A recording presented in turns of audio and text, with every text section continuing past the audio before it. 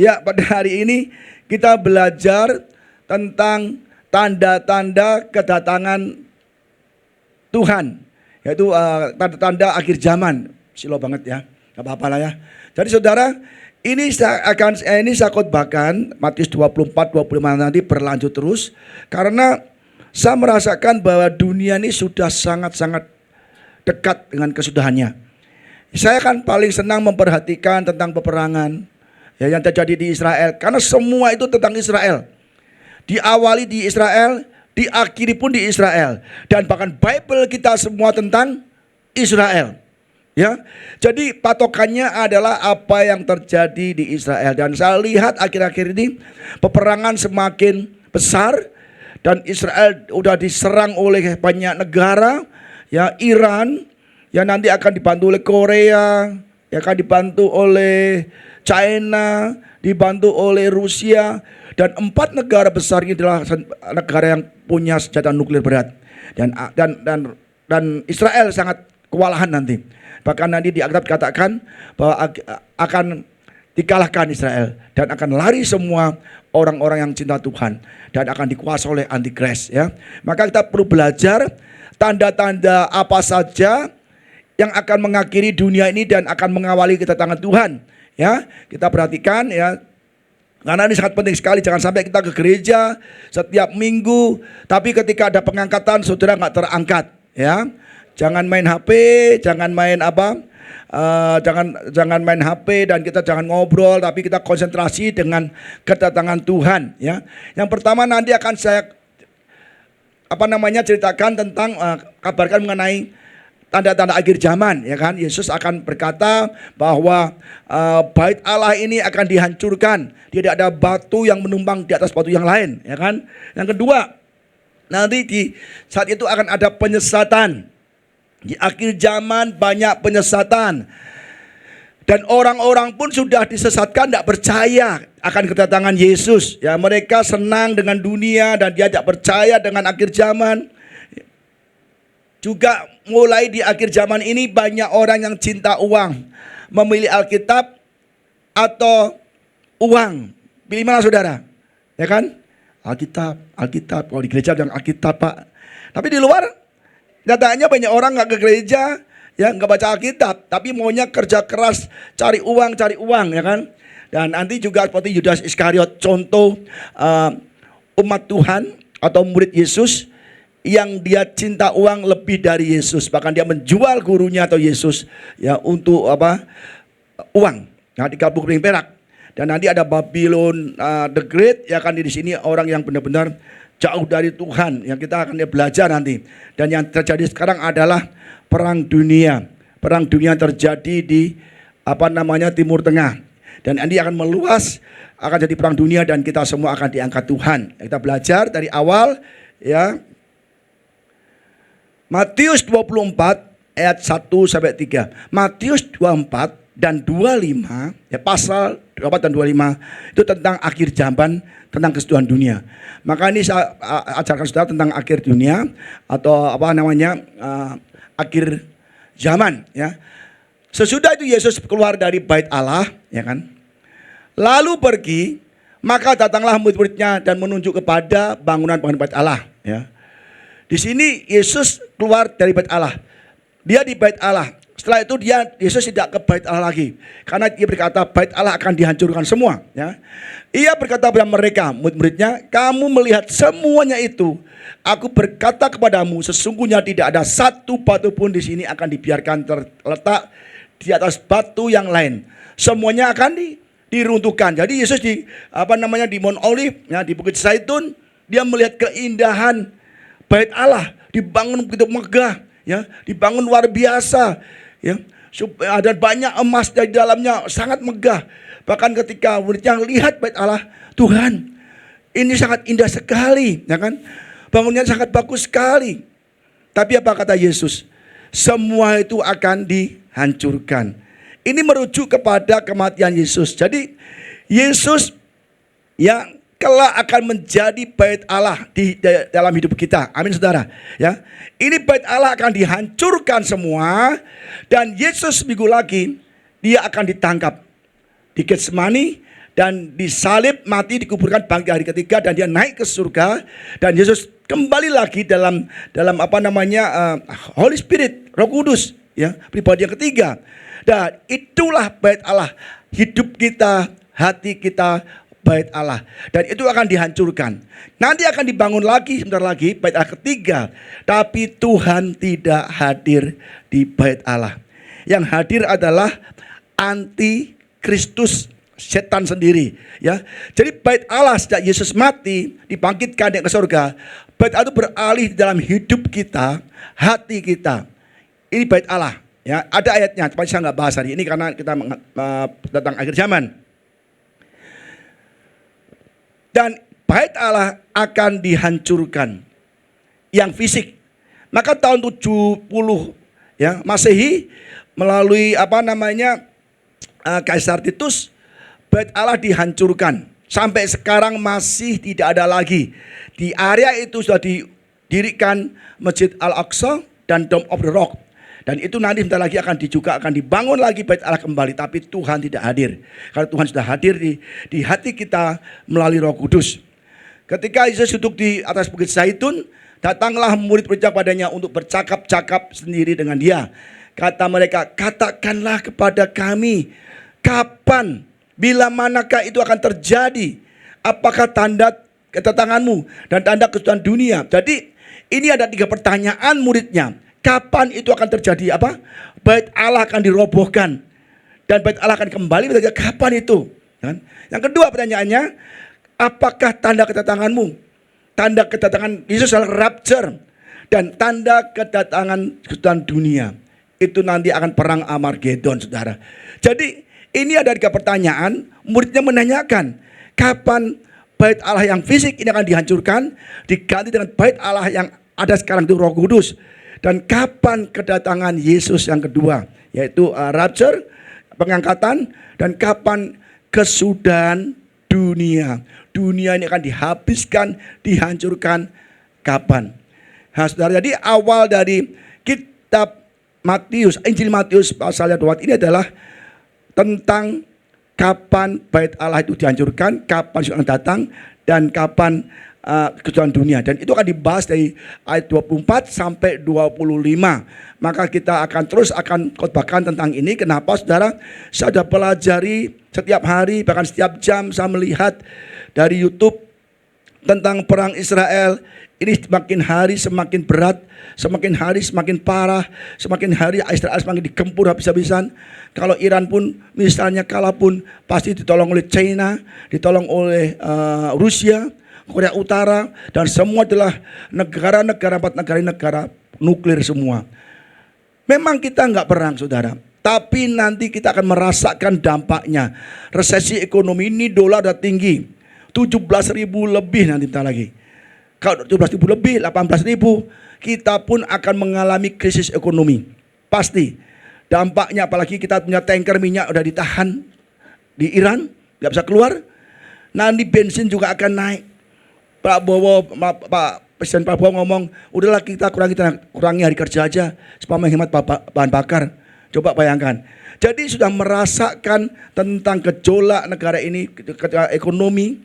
Nanti April yang akan datang, itu akan ada peraturan baru, dan itu akan menggemparkan kita semua. Jadi semakin hari dunia ini semakin tidak tentu, semakin hari semakin tidak baik, semakin hari semakin menuju kehancurannya. Maka kita perlu belajar tentang tanda-tanda zaman. Ya, katakan bahwa dunia akan hancur. Ya, penyesatan akan terjadi. Kita belajar lagi. Berikutnya, ini akan terjadi penyesatan.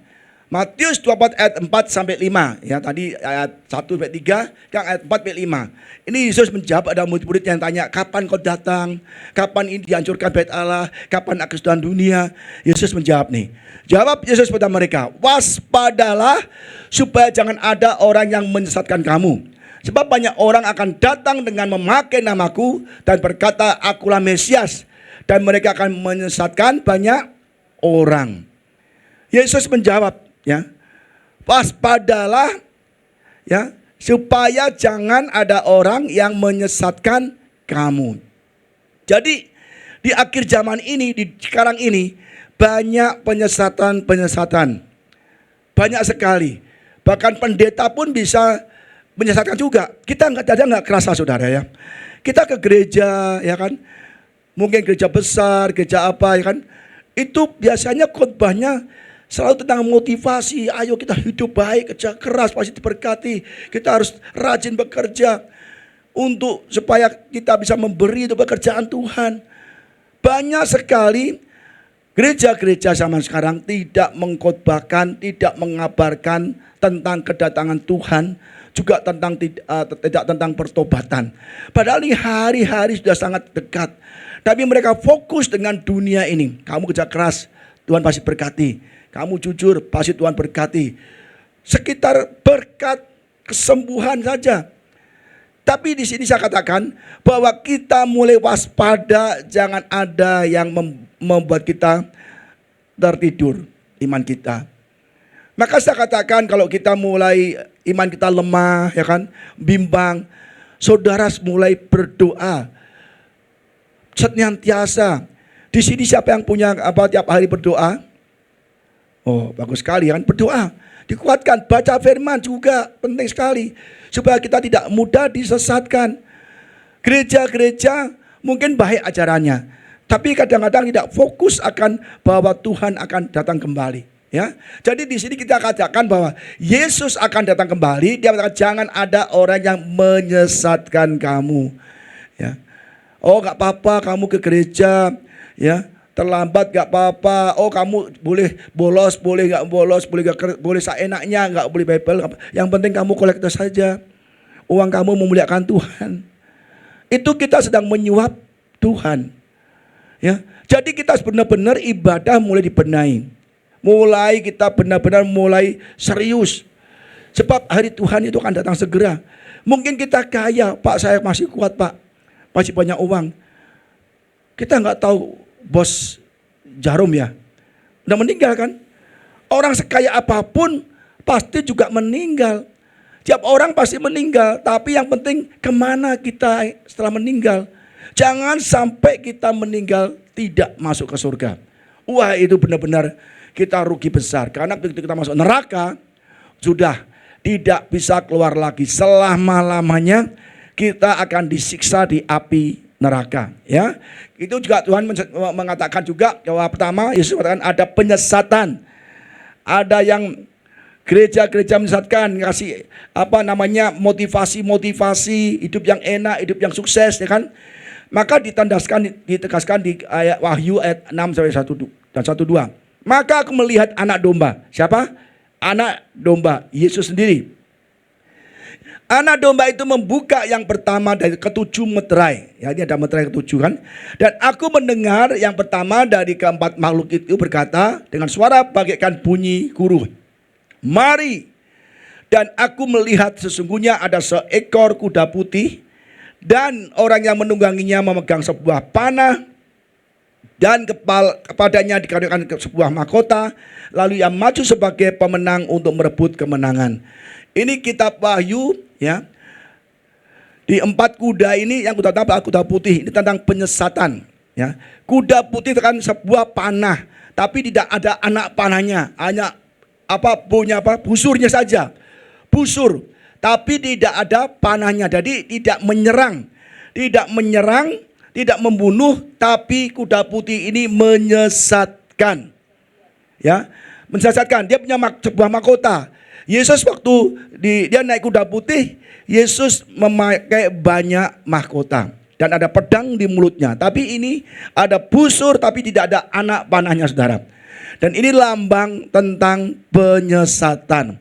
Jadi di akhir zaman ini, di saat ini banyak orang-orang yang menyesatkan. Ya, hati-hati. Ya, duit pun juga menyesatkan. Udah nggak usah ke gereja, yang penting kolektor saja, transfer. Itu juga nggak bisa, nggak boleh. Kita harus, yang penting kita adalah ke gereja, ya, beribadah, menyembah Tuhan, berkumpul dengan saudara seiman, dan setiap hari kita juga harus berdoa intim dengan Tuhan. Maka dikatakan sini bahwa Kuda putih melambangkan penyesatan. Bahkan banyak sekali saudara, kalau kita belajar Alkitab, kalau kita dibandingkan dengan zaman sekarang, banyak orang kompromi. Udahlah nggak apa-apalah, nggak ke gereja nggak apa-apa. Cuma sekali 2 kali, ini penting kerjaannya lagi rame. Jangan saudara. Ibadah sangat penting sekali untuk membangun iman kita. Jadi yang pertama adalah Yesus berkata terjadi penyesatan. Matius 24 ayat 27, sebab Mesias palsu dan nabi-nabi palsu akan muncul. Dan mereka akan mengadakan tanda-tanda yang dahsyat dan mujizat-mujizat. Sehingga sekiranya mungkin mereka menyesatkan orang-orang pilihan juga. Jadi akan terjadi banyak penyesatan. Ya. Penyesatan mungkin kita tetap ke gereja. Tapi hati kita ada dialihkan ke mamon, ke mana-mana, kompromi dengan dosa. Kalau kita belajar di kitab Wahyu pasal kedua dan ketiga itu tentang 7 gereja, bagaimana terjadi banyak penyesatan. Hanya satu gereja yang setia yaitu Philadelphia dan juga Smyrna, tapi disertai oleh penderitaan. Tapi banyak sekali dari 5 gereja itu semua disesatkan, semua mulai dialihkan hidupnya mengenai tentang kekayaan, ya, dan dialihkan dari Yesus, ya. Camkanlah aku sudah mengatakannya terlebih dahulu kepadamu. Jadi apabila orang berkata kepadamu, lihat ia ada di padang gurun, janganlah kamu pergi ke situ, atau lihat dia ada di bilik, janganlah kamu percaya. Jadi nanti akan terjadi banyak Tuhan palsu, Yesus palsu, ya, yang mengajar kita tentang Alkitab tapi diselewengkan. Dulu tahun berapa 70-an tuh ada orang mengatakan Yesus berkata kepadaku bahwa dia akan datang. Terus dikumpulkan jemaatnya di gunung saudara. Disuruh minum racun, coba itu. Mati semua saudara. Berapa ribu orang mati. Itu benar-benar pasti bukan dari Tuhan, ya. Ada orang sampai bilang ayo hartanya diberikan semua ke orang miskin, ke gereja semua. Kalau Tuhan mau datang kumpul di mana? Enggak datang lagi, kecewa. Ya, jadi nanti ada banyak pengajaran palsu. Saudara hati-hati. Tapi yang penting sudah baca Alkitab. Kalau sudah baca Alkitab, maka saudara sangat sulit untuk disesatkan. Karena apa yang tertulis di sini adalah dari Tuhan sendiri, ya.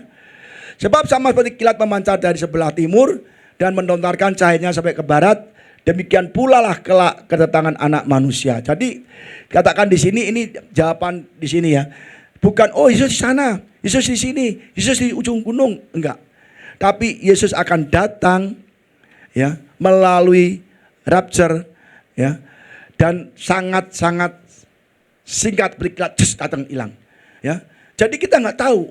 Mungkin kita lagi ibadah, lagi di restoran, lagi kerja, tahu-tahu hilang, diangkat Tuhan. Nanti akan dikebakan Bu Ida mengenai rapture, ya. Soalnya ini penting sekali saudara, bahwa kedatangan Tuhan itu hanya sekejap mata, mengangkat kita yang percaya, ya.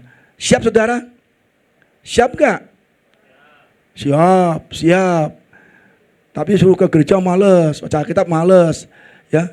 Jadi kita harus benar-benar siap. Mulai kita benahi hari ini, kita bukan berarti nggak kerja, bukan berarti kita nggak beraktivitas, enggak, tetap seperti biasa. Cuma kita luangkan waktu setiap pagi atau malam atau siang, baca Alkitab pelan-pelan baca yang benar. Karena ini waktunya sudah sangat dekat, percaya saudara. Bulan depan atau minggu depan, bulan depan ini, ke depannya itu pasti akan terjadi krisis ekonomi yang berat. Saya udah awali, ya, bahwa Tuhan akan datang. Saya ngomong di grup pendeta, doktor teologi. Saya punya grup sendiri kan, teman-teman teologi. Saya ngomong gitu, saya cuma saudara. Pak Budi ini halusinasi. Pak Budi ini terlalu obsesi dengan akhir zaman. Yesus datang tuh nanti 1000 tahun lagi atau 1 juta tahun lagi. Jangan ngomong lagi deh tentang rapture. Jangan ngomong lagi tentang apa? Kedatangan Tuhan. Saya dikatakan gitu saudara. Saya kasihkan ayat, kasihkan ini semua. Saya diomelin dosen saya lagi. Satu grup mas saya. Kamu jangan ngomong soal rapture, udah jangan ngomong rapture di sini lagi deh. Ya kan? Ini percuma. Yesus datang 1000 tahun lagi, bahkan 1 juta tahun lagi. Ngomong gitu saudara. Padahal kita belajar dari Israel. Apa yang terjadi di Israel, itu benar-benar sudah sangat dekat tentang kedatangan Tuhan. Saya nggak melihat Amerika, Australia, Indonesia enggak, tapi saya lihatnya Israel. Bahkan Bible ini tentang apa? Israel. Kita cangkokan. Enggak ada Bible di Australia, Indonesia enggak ada. Israel semua. Jadi apa yang terjadi itu di awal di Israel dan di akhir di Israel. Kita hanyalah pohon yang dicangkokkan saja, cabang atau ranting cangkokkan. Kita pasti akan diangkat juga. Kalau Israel diangkat, kita angkat juga. Tapi kita harus perhatikan, ya, benar-benar perhatikan pohon ara itu adalah Israel. Ya, ranting-rantingnya melembut, ya kan, tandanya Yesus akan datang. Tapi kita nggak pernah mau tahu, saudara. Ya, saya sering diserang, bahkan beberapa hari minggu lalu diserang juga. Udahlah Pak Budi, jangan ngomong rapture di sini deh. Jangan tentang Tuhan Yesus, masih lama ribuan tahun lagi. Bayangkan, kalau saya pendeta, penginjil, pengajar teologi, ngomong Yesus datangnya ribuan tahun lagi, 2 tahun lagi. Wah, itu bisa murid-muridnya bisa semuanya sesat semua, saudara, ya. Jadi belajar bahwa rapture, kedatangan anak manusia itu sudah akan terjadi. Saya mau tetap percaya, mau tetap berjaga-jaga, jangan berbuat dosa. Karena kalau kita berbuat dosa pas Tuhan datang, kita rugi. Amin, saudara. Jangan khawatir, pekerjaan kita apapun Tuhan tolong. Ya kan? Kalau kita percaya pada Yesus, Tuhan tolong kok. Kita kemarin ikut retreat kan, bagaimana Tuhan membuat mujizat, sungguh mudah. Tapi apakah kita mau percaya, sungguh-sungguh mengutamakan Tuhan, atau kita mengutamakan kerjaan kita daripada Tuhan? Saya minta jemaat Tibat ini semuanya ikut rapture. Amin, saudara. 2 Timotius 4 ayat 2-4, ya kan? Beritakanlah firman, ya. Siap sedialah baik atau tidak baik waktunya. Nyatakanlah apa yang salah, tegurlah dan nasihatilah dengan segala kesabaran dan pengajaran. Beritakanlah firman. Kita harus memberitakan firman Tuhan. Kemanapun kita pergi, ketemu orang, beritakan firman. Kuatkan mereka dengan firman.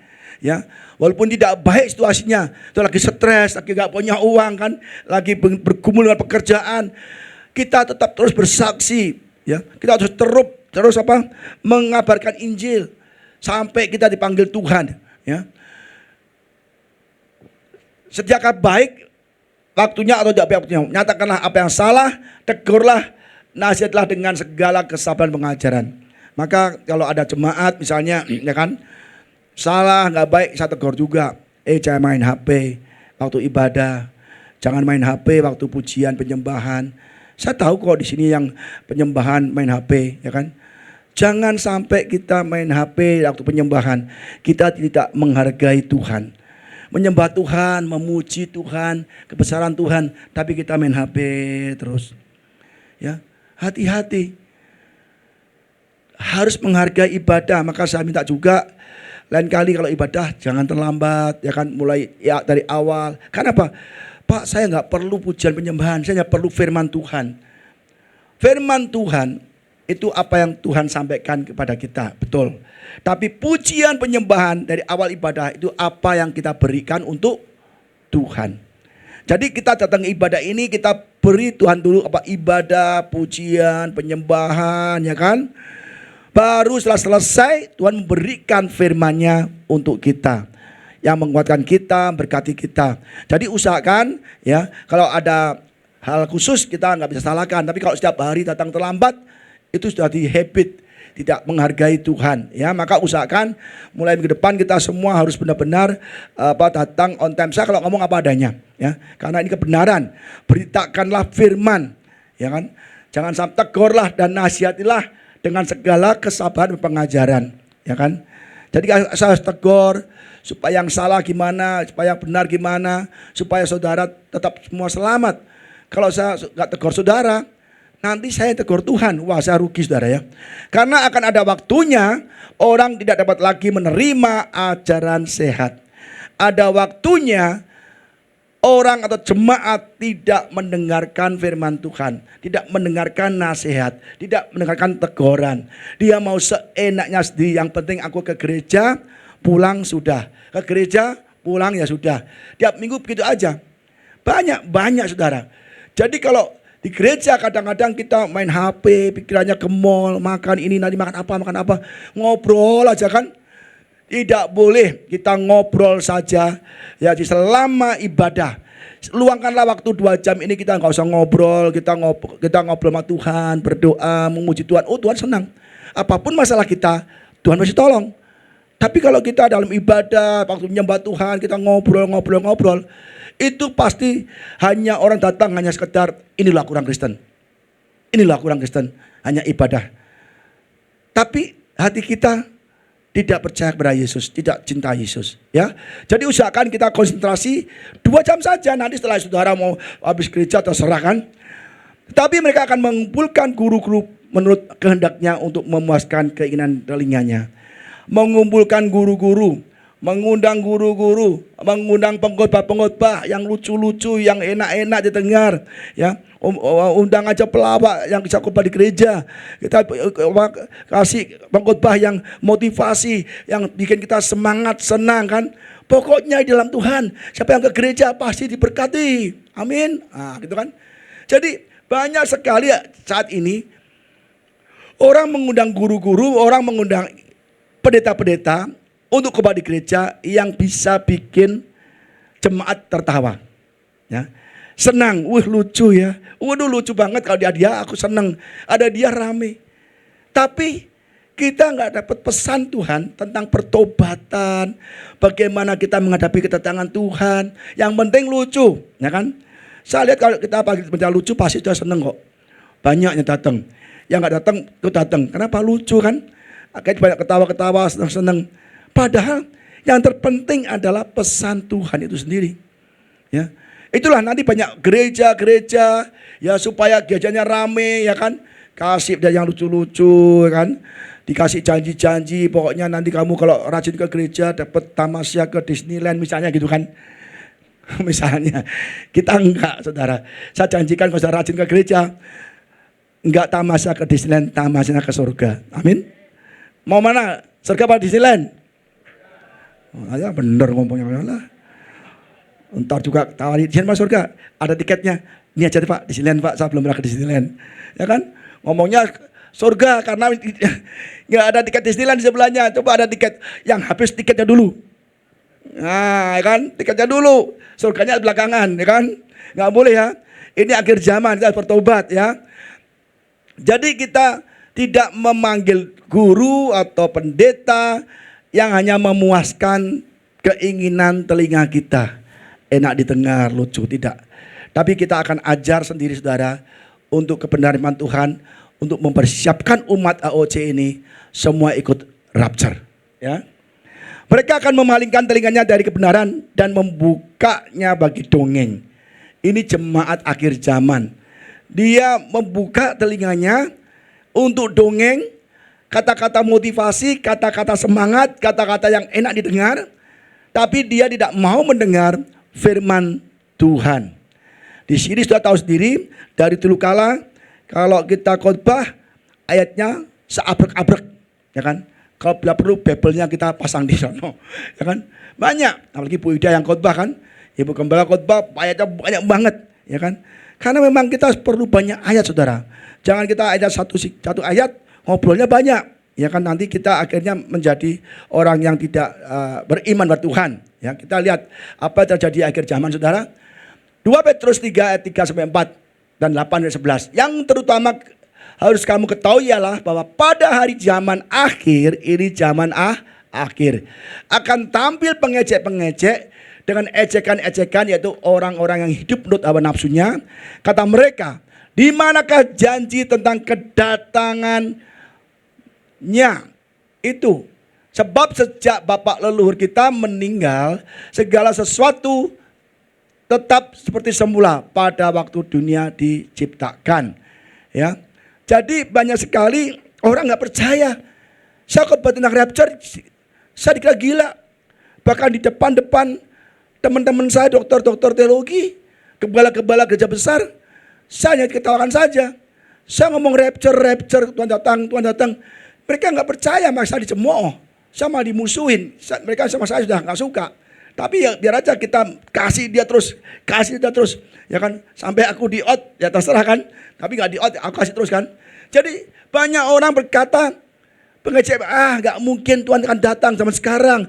Datangnya ribuan tahun lagi, jutaan tahun lagi. Yang penting banyak kita hidup. seperti biasanya aja. Dan kalau kita ngomong soal rapture akan datang, orang tertawa saudara. Nggak percaya. Bagi jemaat-jemaat gereja lain kalau khotbah rapture, mereka nggak tertarik saudara. Aneh loh. Saya dulu tahun-tahun berapa tahun lalu saya kalau khotbah tentang rapture terus. Dan mereka kayaknya nggak tertarik tentang rapture. Mereka tertariknya bukan tentang akhir zaman, tapi akhir bulan. Susah duit, ya kan? Belum gajian maunya habis, ya kan? Maunya yang susah-susah terus akhir bulan, terus kasih akhir zaman, pada nggak suka, nggak tertarik. Ada ngantuk, ada apa? Padahal saya kalau ngomong kenceng kan, bisa ngantuk saudara. Kenapa? Dia nggak tertarik akan akhir zaman, tertariknya akhir bulan saja. Kekurangan. Ya, jadi banyak orang akan mengejek kalau kita berkata Tuhan mau datang. Saudara gini ya, kita harus percaya bahwa Tuhan akan datang segera. Supaya kita membenahi hidup kita, iman kita, kepercayaan kita. Pak, bagaimana kalau Tuhan belum datang, saya sudah mati? Nggak masalah. Kita mati dalam menantikan Yesus, mati dikubur. Yesus datang, kita dibuka kuburnya dan kita akan diangkat duluan. Baru yang hidup diangkat juga yang seiman. Tapi kalau kita tidak mau menantikan Tuhan, tidak hidup dengan sungguh-sungguh di hadapan Tuhan, tidak hidup benar di hadapan Tuhan, kita mati pun tidak akan diangkat Tuhan. Kita mati kelak akan dibuka dan kita akan dihukum di neraka. Tapi lebih baik kita percaya kepada Yesus dan menantikan kedatangannya. Kita mati pun Yesus belum datang. Kalau Yesus datang nanti kita akan dibuka kuburnya, diangkat. Keren saudara. Pakai tubuh kemuliaan bersama Yesus selama-lamanya. Jadi jangan fokus dengan kerjaan hidup ini saja.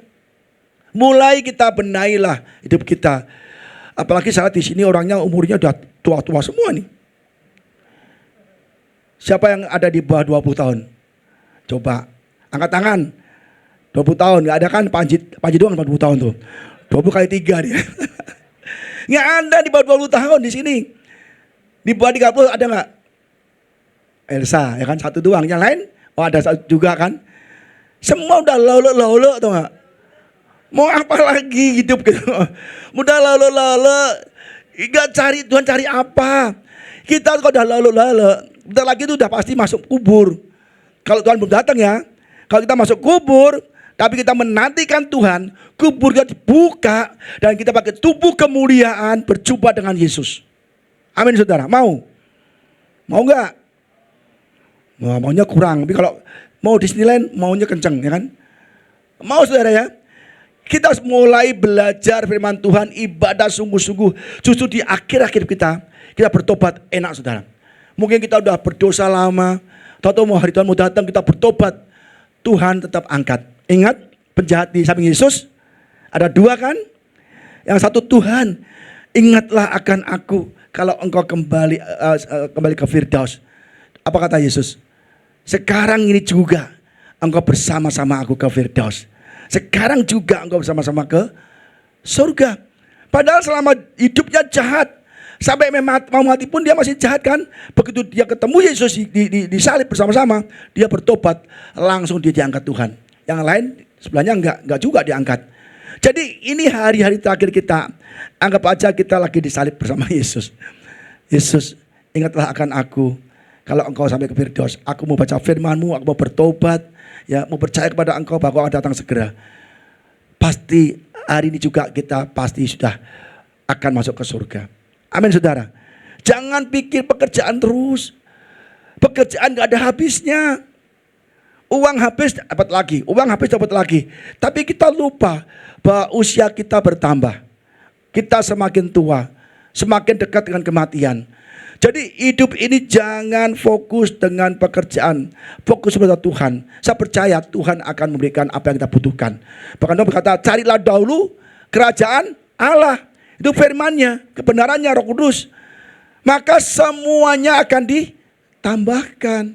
Kalau kita cari Tuhan dengan sungguh-sungguh, pasti Tuhan akan berikan. Ibu Ida kemarin kesaksian ya kan di retreat bagaimana bulan ini berat sekali ya kan. Bulan sudah setengah bulan hilang, nggak ada kerjaan.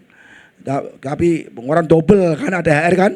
Bayangkan kesaksian Ibu Ida dari awal Maret kemarin nggak ada omset sama sekali. Padahal tengah bulan ini ada THR yang begitu banyak, tapi waktu kita awal bulan nggak ada omset, bahkan akan ada retreat lagi, sampai kita bayarnya nyicil kan, maka kita bayar lunas dan kita nggak ada uang lagi, kita berdoa terus. Gimana nih THR udah saatnya kasih THR, tapi kita gimana ini? Nggak ada omset, gimana kasih THR karyawan mau pulang ke kampung? Bahkan pernah berpikiran Ibu Ida bilang, udah kita ngomong mama deh, pinjam uang pasti kasih kok. Aku bilang jangan pinjam uang ke orang tua. Ada berapa? Ada segini cukup untuk kasih setengah-setengah. Ya udahlah, kita doa Tuhan ini ada segini, hanya cukup untuk membayar 50% THR karyawan. Akhirnya kita berdoa dengan apa yang ada, kita percaya tidak menggantungkan orang lain, menggantungkan sesama kita. Apa yang ada kita bagikan. Walaupun nggak full THR 100%, minimal 50% terbayarkan, ya udahlah kita doa lagi kan. Tapi begitu kata Tuhan, aku tidak akan utang ke siapapun, kata ke orang tua, tapi apa yang aku ada, aku bagikan ke karyawan. Kalau adanya 50 juta, kita bagikan, bagi rata, satu orang 50% THR, supaya mereka bisa pulang. Kita doa, kita percaya, kita tidak ada pikiran lagi untuk pinjam orang lain. Apa terjadi saudara? Ada omset masuk. Ibu Ida bilang sama orang-orang lain, kita sudah ada THR. Hore, kami semua. Itu kan orang yang gak seiman pada kita. Terus kita mau yang belum pernah setahun gak dapat THR kan, Ibu Ida terbeban. Aku kasih kasih bingkisan karton box isinya sembako kan, nggak ada uang juga. Tapi Tuhan terus sediakan. Waktu retreat kita nggak ada uang. Tuhan dia bilang, Pah, Mah, ini ada omset masuk terus. Ya kan? Jadi kita yang penting percaya pada Tuhan. Kadang-kadang kita ditempatkan di posisi yang sangat mendesak, sangat kita kekurangan, di titik nadir kata Pak Panji, itu benar-benar kita nggak tahu kita lakukan. Ada-ada kita pikir, pinjam sana, pinjam bank, pinjam ini, minta sana, ngutang sini. Tuhan hanya ingin reaksi kita apa. Ternyata kita percaya pada Tuhan, ya, bahwa kita tetap percaya, maka Tuhan berikan. Kemarin semua orang bersaksi ya, di retreat, saya senang sekali. Saudara, banyak diberkati Tuhan pada retreat itu. Ya, ada kesaksian Pak Suwandi juga luar biasa sekali kesaksiannya. Ya, jadi semua kesaksiannya luar biasa sekali. Ya, itulah kita lalu retreat ya, saudara. Akan tetapi saudara-saudaraku yang kekasih, yang satu ini tidak boleh kamu lupakan. Apa itu? Bahwa di hadapan Tuhan satu hari sama seperti 1000 tahun. Dan 1000 tahun sama seperti satu hari. Kalau satu hari 1000 tahun, berarti mestinya Tuhan sudah datang. Karena 4 tahun di perjanjian lama, 2 tahun perjanjian baru. Lalu tahun 2200 itu sudah 6 hari. 6 harinya Tuhan, 6000 tahun kita. Tapi Tuhan masih mundur. 26 tahun lagi, ya kan? 2026. Tuhan mengundur waktunya 26 tahun lagi sampai hari ini supaya kita bertobat. Amin saudara. Harusnya tahun 2000 itu sudah selesai. Sudah kiamat, Tuhan sudah datang, ya, mengangkat semua anak-anaknya. Tetapi melihat keadaan yang banyak umatnya yang tidak percaya Yesus, dia diundur supaya kita semua banyak diselamatkan, ya. Tuhan tidak lalai menepati janjinya. Tuhan tidak lalai untuk datang, ya. Kalau datang tahun 2000, mungkin kita semua banyak yang nggak terangkat. Saya juga nggak terangkat tahun 2000 karena saya belum bertobat. Saya hidup dalam dosa, saya masih nggak benar hidupnya. Saya percaya kalau tahun 2000 Tuhan datang, saya pasti juga tidak terangkat. Tapi Tuhan sabar. Maka kita buru-buru bertobat supaya kita kelak akan diangkat, ya. Tuhan tidak lalai menepati janjinya, sekalipun ada orang yang menganggapnya sebagai kelalaian. Tetapi ia sabar terhadap kamu karena ia menghendaki supaya jangan ada yang binasa, melainkan supaya semua orang berbalik dan bertobat. Maka kalau kita bertobat, kita jangan berbuat dosa lagi. Kalau Tuhan datang tahun 2000 lalu, udah saya nggak keangkat, saya akan mungkin binasa, ya kan? Tapi saya bersyukur ada grace period. Tuhan undur waktunya sampai tahun 2026. Sekarang ini. Tapi kalau kita tetap bebal, tidak mau bertobat terus, pas Tuhan datang kita nggak bertobat, ya udah habis. Kenapa? Tuhan datangnya langsung diangkat semua, sekejap mata. Sekejap mata kita diangkat. Kita mau udah nggak bisa. Tuhan tolong, nggak bisa lagi. Kita diangkat semata kita harus tobat lagi. Jadi sekarang ini kita harus mulai jaga hidup kita, bertobat, ya kan? Berdoa, baca firman. Maka kalau Tuhan datang malam ini, kita semua siap. Siap saudara? Siap? Siapa angkat tangan dulu? Ya, semakin banyak. Benar nih ya. Jadi kalau Tuhan datang malam ini, siap ya? Sudah bertobat ya? Kan, sudah bertobat belum? Nah, kalau belum, siang ini bertobat semua ya. Jadi kalau Tuhan datang malam ini kita akan diangkat. Tetapi hari Tuhan akan tiba seperti pencuri. Jadi diam-diam. Ada nggak pencuri yang kalau menyolong ke rumah orang lain bilang, Bu, nanti saya ke rumah kamu. Kenapa? Mau nyolong barang kamu. Itu ada nggak? Ya, ada Pak Wenli deh, Pak Wenli. Apa Pak Budi? Nanti saya ke rumah kamu malam-malam ya. Kenapa? Mau mencuri TV Bapak. Itu. Orang itu kurang sinting namanya. Itu pencuri, udah sedeng itu. Kurang setengah on katanya kan. Nggak bisa. Semua pencuri ngomongnya masih diam-diam. Waktu tunggu kamu tidur dan lelap, biasanya jam 4 pagi itu. Jam setengah 4 cepat pagi. Kalau jam 2 masih agak setengah-setengah tidur. Enggak. Jam 3 sampai 4 pagi itu benar-benar terlelap, pencuri datang. Maka kita harus melek terus iman kita. Hari Tuhan akan tiba seperti pencuri. Yesus datang dengan tiba-tiba seperti pencuri di saat kita lengah. Maka Tuhan berkata, berjaga-jagalah, berdoalah senantiasa, supaya kedatangannya tidak seperti pencuri. Tapi kalau kita berjaga-jaga, berdoa, beribadah sungguh-sungguh, Yesus datang kapanpun nggak masalah kan? Karena udah siap kita kan, ya kan? Udah siap. Kita diangkat, maka kita senang. Apa kata Paulus? Hidup adalah Kristus, mati keuntungan. Bahwa dia bilang kalau aku mati pun pasti keuntungan. Ya kan? Kita diangkat keuntungan. Kalau kita hidupnya nggak berjaga-jaga, nggak beribadah, nggak berdoa, baca firman, maka Tuhan datang malam ini, kita siap nggak? Ya. Jadi ini saudara sangat penting sekali. Kita perhatikan dunia ini sudah menuju kepada kehancuran. Ya, khususnya Timur Tengah. Ini Eropa mau perang, Asia mau perang semua. Ini Indonesia bisa bonyok. Pasti nanti awal-awal April atau akhir bulan ini dolar semakin tinggi, nanti BBM naik, ya kan? Pasti akan terjadi banyak kelaparan. Kalau BBM naik, barang-barang naik enggak? Sembako naik kan?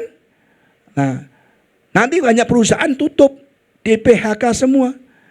Tapi yang kita yang karyawan, yang cinta Tuhan, pasti dipelihara Tuhan. Amin. Ya.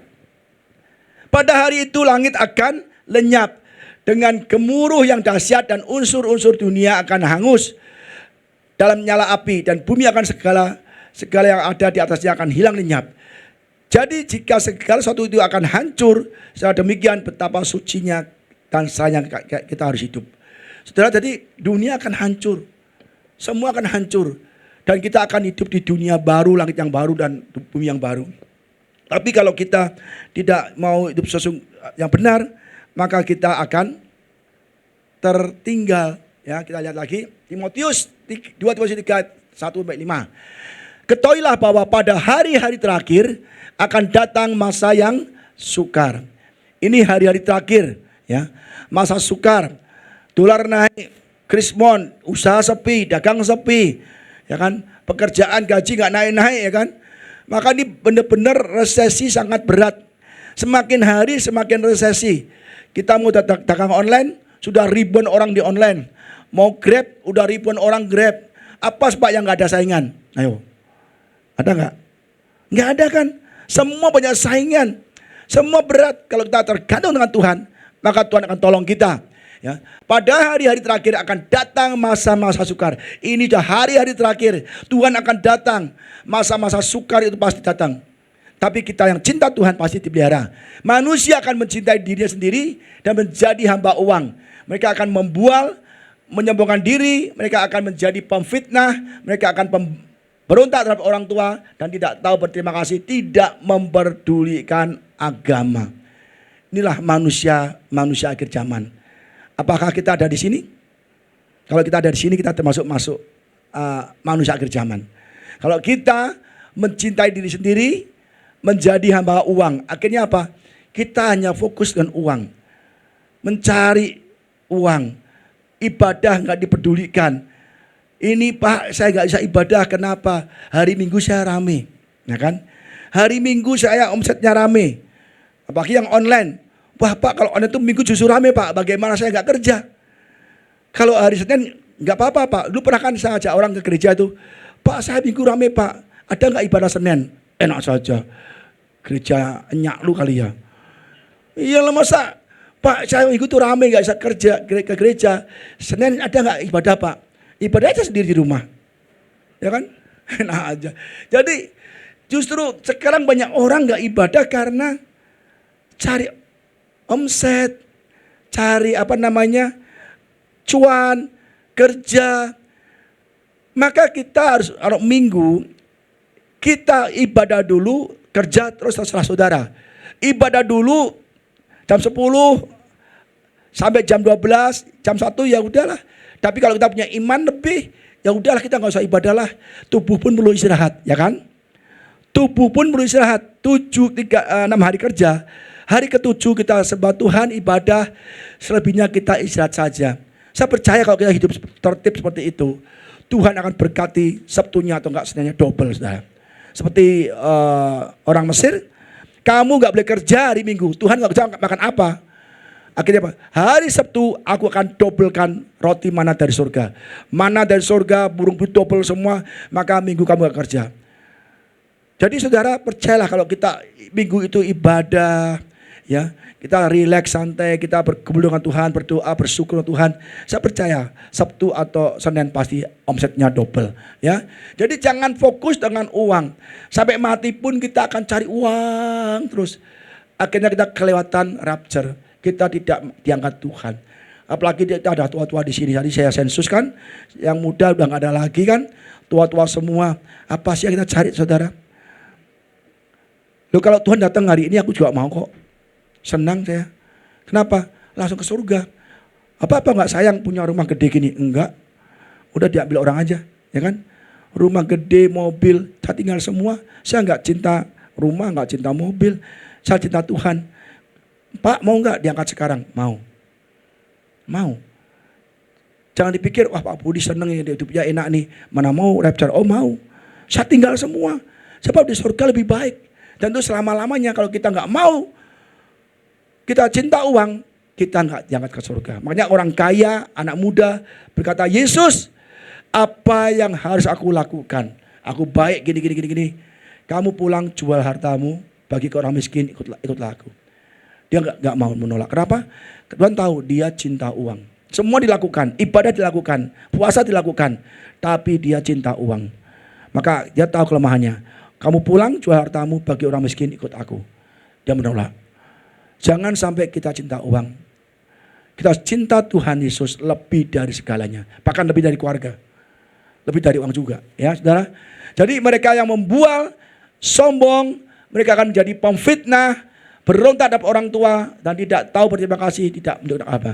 Kalau kita sampai kita tidak mempedulikan agama, tidak tahu berterima kasih atau bukamsia, ya, bukamsia dan berontak terhadap orang tua, nggak boleh. Maka orang tua kita harus kita hargai. Sekalipun orang tua itu sudah nggak kerja lagi, ya, atau sedang sakit, kita hormati dia, kasih dia. Karena itu perintah Tuhan.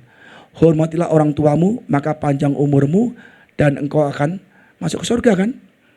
Jadi saudara, kita apapun kondisi orang tua kita tetap mengasihi orang tua. Tetap mengasihi orang tua. Karena itu bukti bahwa kita mengasihi Yesus, ya. Dan mencintai diri sendiri dan jangan jadi hamba uang, nggak boleh ya. Jadi ada lagi sini contohnya adalah Yudas Iskariot, ya kan? Dia murid Yesus. Ditawari uang 30 keping perak, ya. Dia menjual Yesus, dia menyimpang dari imannya dan dia mati, ya kan? Ini contoh bahwa murid Yesus pun bisa demikian. Jadi kita pun orang gereja juga bisa demikian. Pak, saya nggak bisa ke gereja. Kenapa? Saya lagi kejar omset. Minggu itu rame. Lah, saudara sudah menjadi Yudas Iskariot. Ya, kalau rapture kita nggak keangkat. Kenapa? Kita tidak mau ke gereja karena uang. Nggak boleh, maka dikatakan Alkitab atau Bible, ya kan? Alkitab atau uang, ya kan? Ya nggak? Saudara pilih mana coba? Pilih mana? Kalau saya tanya pilih Bible Pak, nggak ada beli uang kan? Nggak ada. Tapi kalau di luar pilih uang semua, ya kan? Nggak boleh ya. Tapi di sini nggak ada yang beli uang. Semua lebih pilih Bible. Ketawa semua. Saya percaya jemaat AOC ini artinya heart of Christ. Hatinya adalah hati Kristus kan? Pasti pilihnya apa? Bible. Ya kan? Kalau cari Bible nanti uangnya akan mengikutinya. Carilah dahulu kerajaan Allah dan kebenarannya, maka semuanya ditambahkan. Oh, saudara, kalau saudara tahu hidup kita itu, wah benar-benar empot-empotan saudara. Iya, kita kalau tiap hari butuh gajian, doanya kenceng. Butuh beli bahan, doanya kenceng. Kita doa tiap hari. Ibu dia doa paling tiap hari, doa pagi. Kalau doa pagi itu bisa lama tuh saudara, 40 menit minimal setengah jam loh saudara. Bayangkan doa 30 menit sampai 40 menit. Doanya kenceng, semua detail. Gereja didoain, omset didoain, keluarga, kesehatan, sampai anak-anak anjing kecil-kecil didoakan semua. Anjing kita doakan semua, lengkap doain semua. Sampai lama. Kenapa? Ibu dia sangat bergantung dengan Tuhan. Maka mulai tiap hari mulainya kita pagi menyembah Tuhan, baca firman dan berdoa. Sekalipun kita belum melihat hasilnya hari ini, tapi kita percaya dengan doa itu, maka semuanya ditambahkan.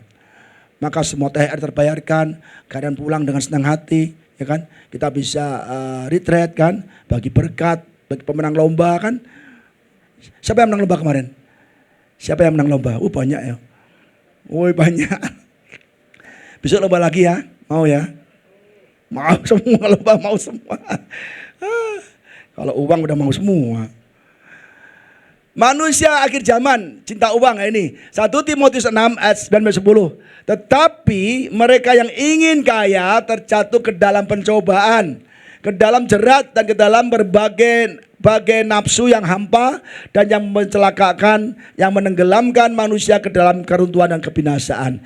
Kalau kita cinta uang, ya kan, ingin kaya dengan cepat, ya kan, ke dukun, ke suhu, ke mana lagi tuh yang tanya apa tuh, keberuntungan apa itu, ya kan, feng shui, kemana-mana cari keuntungan, cari uang, cari omset supaya dagangannya rame dengan cara yang salah, nggak boleh saudara. Ya, itu hawa nafsu yang akan membawa kita kepada kebinasaan.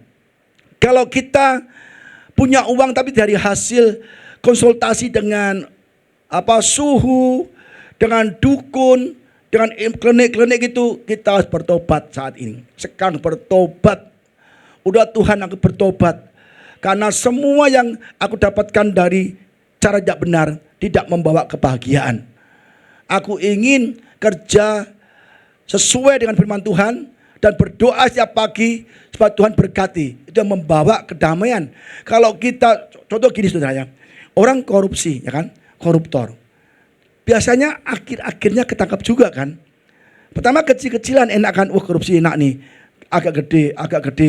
Tahu-tahu ketangkap, semua tersita, dipenjara lagi dan malu kan. Jadi kadang-kadang dosa itu enaknya sedikit. Tapi pasti pada akhirnya kita akan dijebloskan oleh iblis, ditangkap kita. Ya. Jadi jangan sampai kita menikmati sesuatu yang tidak halal.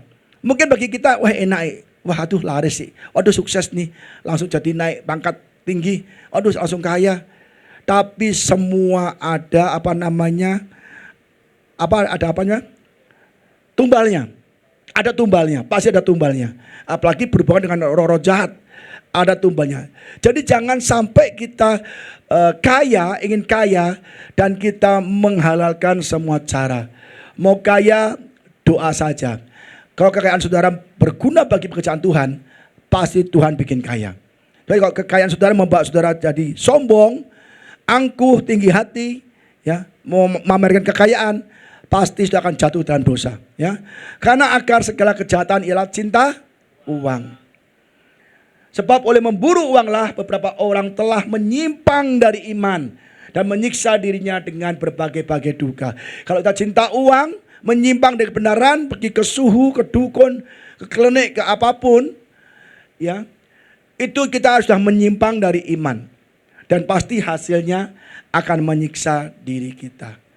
Maka kalau kita orang kaya karena kita ke dukun, orang kaya kita ke klinik, ke suhu, kemanapun yang bukan dari Tuhan, pasti hidupnya akan banyak masalah. Dan tidak akan membawa kepada kebahagiaan dan tidak akan membawa kepada keselamatan. Amin saudara ya. Inilah semua yang akan terjadi pada akhir zaman. Nah, perempuan juga demikian nih, kepada perempuan kan, menjual diri, ya kan. Laki juga bisa menjual diri, juga bisa. Tapi umumnya perempuan kan, pasti hasilnya akan masuk ke neraka semua. Jangan sampai kita menjual iman, menjual diri, apapun yang tidak sesuai dengan Tuhan demi kekayaan. Ya, ini akhir zaman. Ini waktunya sudah sangat dekat, kita bertobat. Tidak mau tahu mengasihi. Ya, ini kalau orang akhir zaman tidak tahu mengasihi, egois, tidak mau berdamai, sukanya berantem aja. Ayo damailah, enggak, enak saja, aku bawa mati kebencian sama dia. Ya rugi sendiri. Yang dibenci bahagia, yang dibenci bertobat, yang membenci masuk neraka, rugi kan? Tidak mau berdamai, suka menjelekkan orang lain, jangan menjelek-jelekan orang lain, ya kan? Tidak dapat mengekang diri, ya, ini lost control, ya. Garang, dia suka yang baik, suka berkhianat, tidak berpikir panjang, berlagak tahu, lebih menuruti hawa nafsu daripada menuruti Allah. Kita lebih mementingkan pikiran kita, hati kita, keinginan kita, tidak memikirkan Allah. Maka kita akan jatuh dalam berbagai pencobaan. Maka kalau kita mau diberkati Tuhan, tetap berdoa, bertobat, berdoa. Apapun yang Tuhan berikan kita bersyukur. Percayalah, Allahku akan memenuhi segala kebutuhanmu. Ya kan? Menurut kekayaan yang benar Kristus. Jangan kita melebihi kekuatan kita yang di luar kekuatan kita. Maka kita akan jatuh ke dalam berbagai pencobaan. Secara lahiriah mereka menjalankan ibadah mereka, tapi hakikatnya mereka mengingkari kekuatannya. Jauhlah mereka. Kayaknya mereka ibadah bersama kita, ya, tapi hatinya jahat. Hatinya tidak percaya Yesus. Hatinya andalkan kekuatannya, kekayaannya sendiri, dan tidak baik hatinya. Itu harus kita jauhi, ya. Secara lahiriah mereka menjalankan ibadah, bergereja, beribadah, tapi hatinya mereka tetap jahat. Kita harus jauhi mereka. Jangan sampai kita terpengaruh dengan orang-orang demikian. Karena rapture itu adalah pribadi demi pribadi.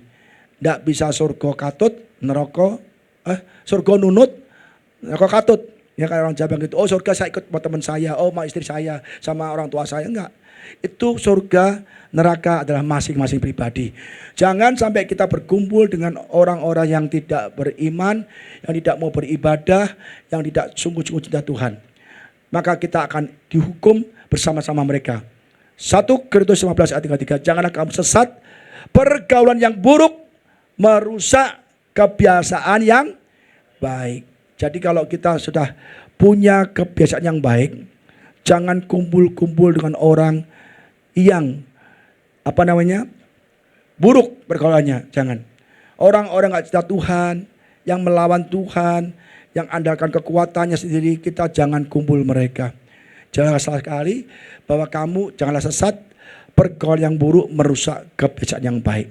Kalau kita biasa ke gereja, beribadah, baca firman, terus kita kumpul dengan orang yang tidak pernah baca firman, yang tidak pernah berdoa, tidak pernah ke gereja, kita diajak kemana-mana, kita jangan mau.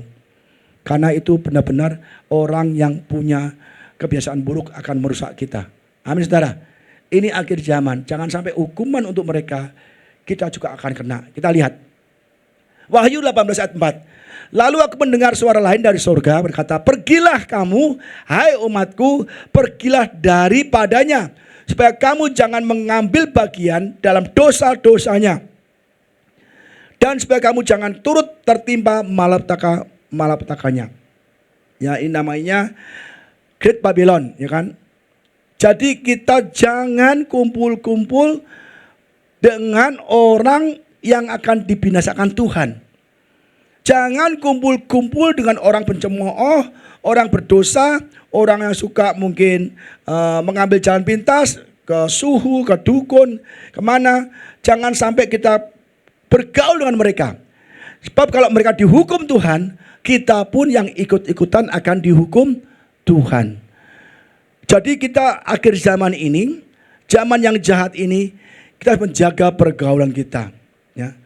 Menjaga pergaulan kita, jangan sampai kita ikut-ikutan mereka berbuat dosa dan akhirnya kita juga ditimpa hukuman Tuhan yang seharusnya untuk mereka tapi untuk kita juga, ya.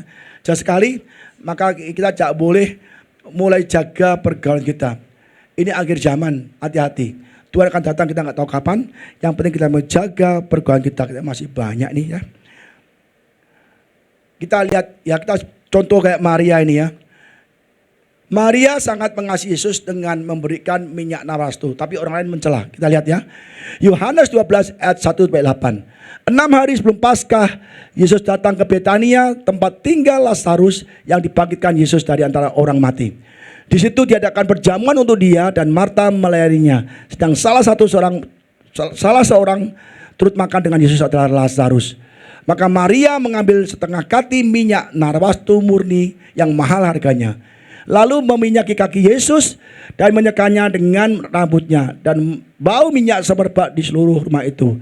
Tetapi Yudas Iskariot, seorang dari murid-murid Yesus yang akan segera menyerahkan dia, berkata, mengapa minyak narwastu itu tidak dijual 300 dinar dan uangnya diberikan kepada orang-orang miskin?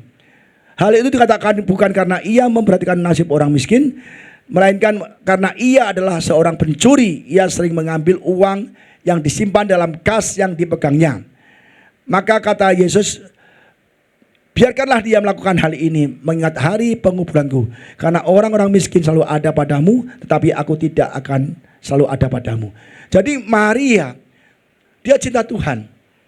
Waktu Yesus datang ke Betania, ke rumah Maria, Maria duduk di kaki Yesus mendengarkan firman Tuhan. Dan ketika Yesus mau mati, dia perjamuan di rumah. Maria mengambil sekati minyak narwastu murni yang mahal harganya.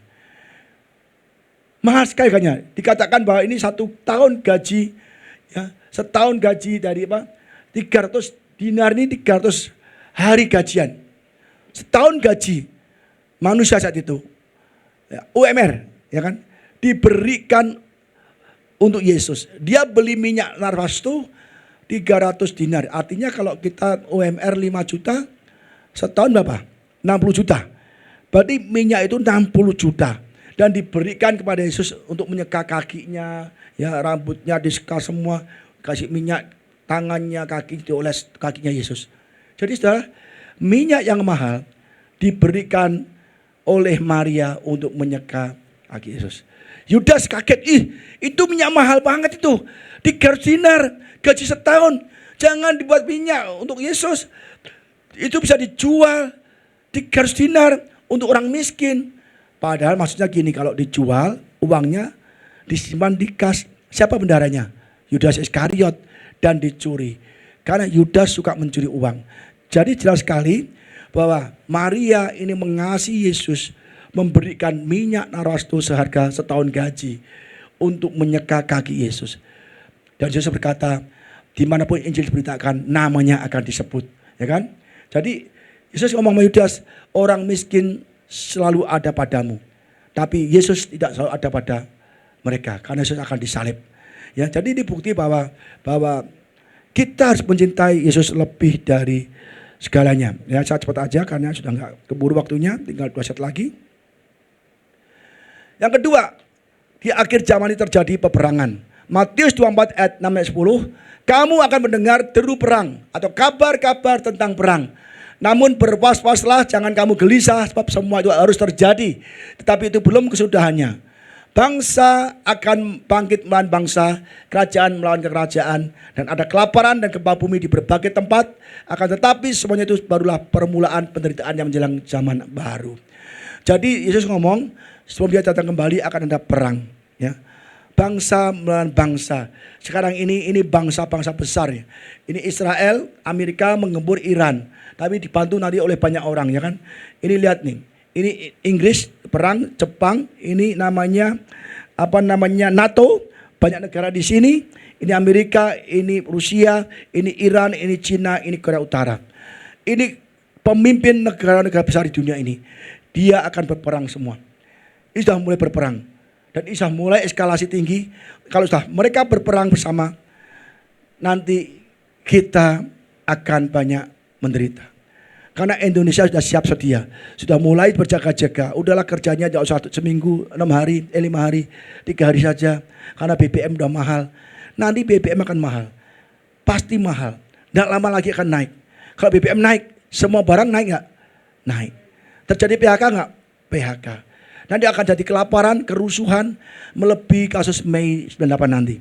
Dan ini benar-benar akan terjadi resesi dunia karena pemimpin dunia ini sudah akan berperang satu dengan yang lain. Kerajaan dan kerajaan, bangsa dan bangsa. Dan semua berpusat di Israel, Timur Tengah. Dan akan efeknya ke seluruh dunia. Hati-hati. Nanti semua barang akan naik mahal, makanan mahal, semua mahal. Tapi di sisi lain kita akan banyak mengurangi mengalami pemecatan. Akan banyak resesi. Income-nya berkurang, pengeluaran bertambah dan akan terjadi resesi yang berat sekali. Penjarahan di mana-mana, kekacauan di mana-mana. Ya di Amerika sudah banyak kekacauan, orang toko satu gang dijarah semua. Ya, Pap saya mengikuti berita tentang ini. Pap tahu ada hubungannya dengan akhir zaman. Jadi saudara kita mulai belajar. Ya, hari-hari ini kita harus mulai belajar bahwa hidup kita nggak lama lagi. Ya, Wahyu 3, 6 ayat 4. Dan ketika anak domba itu membuka meterai yang kedua, aku mendengar makhluk yang kedua berkata, mari, majulah seekor kuda lain, seekor kuda merah, padam, dan orang yang menungganginya dikaruniakan kuasa untuk mengambil damai sejahtera dari atas bumi, sehingga mereka saling membunuh dan kepadanya dikaruniakan sebelah pedang yang besar. Jadi nanti di akhir zaman ini peperangan terjadi, ada kuda merah ya, setan semua apapun ya, akan mengambil damai sejahtera dari atas bumi. Orang berantem, bertempur, orang akan menjarah, rumah kita dijarah semua, ya, orang-orang kaya dijarah, semua Indomaret, Alfamart dijarah, semua dijarah, akan jadi kelaparan. Itu kekacauan seperti Mei, jauh lebih besar dengan kasus Mei, saudara. Dan mereka saling membunuh, demi apa? Demi makanan. Akan terjadi nanti kerusuhan yang berat di Indonesia nanti. Ya, jadi kita bersiap sedia.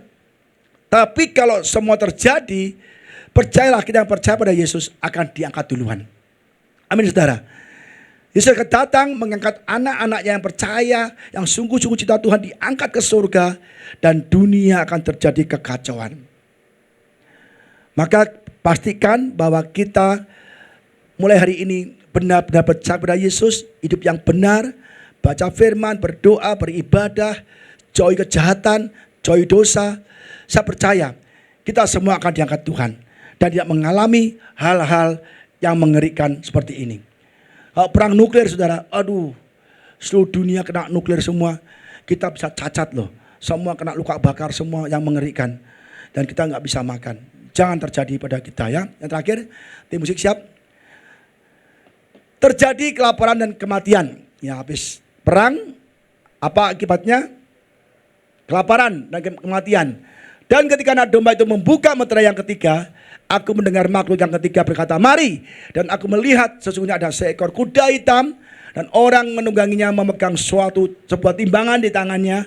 Dan aku mendengar seperti ada suara di tengah-tengah keempat makhluk itu berkata, secupak gandum sedinar dan 3 cupak jelai sedinar. Tapi jangan rusakkan minyak dan anggur itu. Jadi nanti kalau kelaparan, saudara, itu kepala keledai saja, kepala sapi aja, itu bisa, kemarin saya hitung 600.000, apa 6 juta saya lupa, ya kan? Nanti tulang-tulang hewan itu mahal banget harganya. Resesi daging apalagi nggak ada lagi. Jadi itu nanti resesi apapun mahal, makanan mahal, secupak gandum, segenggam gandum, segenggam beras, itu harganya 1 hari kerja. Saya kerja berapa gajinya? 150 juta sehari, itu senilai 1 genggam beras. Nanti apa-apa mahal, semua mahal. Dan semua mahal akan jadi kelaparan, pembunuhan. Ya. Dan ketika anak domba itu membuka mutiara yang keempat, aku mendengar suatu suara makhluk yang keempat berkata, "Mari." Dan aku melihat sesungguhnya ada seekor kuda hijau kuning, dan orang yang menungganginya bernama Maut, dan kerajaan maut mengikutinya. Kepada mereka diberikan kuasa atas seperempat dari bumi untuk membunuh dengan pedang, dengan kelaparan dan sambar, dan dengan binatang-binatang buas yang di bumi.